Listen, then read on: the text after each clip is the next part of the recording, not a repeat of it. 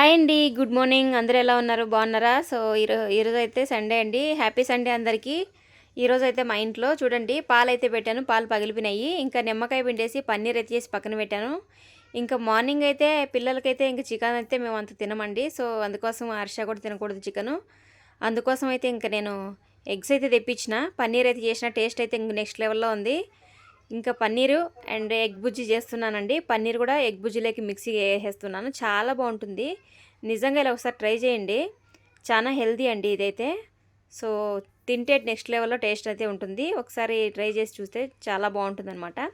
నేను కూడా ఫస్ట్ టైమే ట్రై చేసిన. చాలా బాగుంది. నేనైతే ఇంకా సండే కాబట్టి ఈరోజు 7:45కి లేసినాము. ఇంక లేస్తే పిల్లలు చూడండి వాళ్ళకైతే ఫుడ్ రెడీ చేస్తున్నా.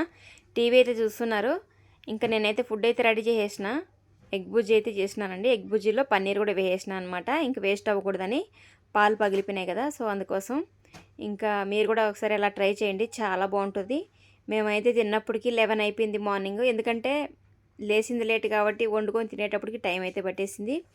బాగా ఆకలి అయితే వేసేసింది. మా చిట్టి అయితే త్వరగా పెట్టమ్మా నాకు ఆకలేస్తుంది అన్నాడు పాపం. గబగబా పెట్టించాను. ఇంకైతే నాకు కొంచెం ఎక్కువ వేయండి, నాకు చాలా నాకు ఇష్టం ఎగ్ బుజ్జి అని చెప్తున్నాడు.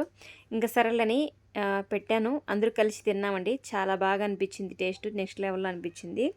సో అందులోనే పన్నీరు ఎగ్స్ అన్నీ వేసినా కాబట్టి చాలా బాగుంది. మీరు కూడా ఒకసారి ట్రై చేసి మీకు ఎలా అనిపించిందో కామెంట్ చేయండి.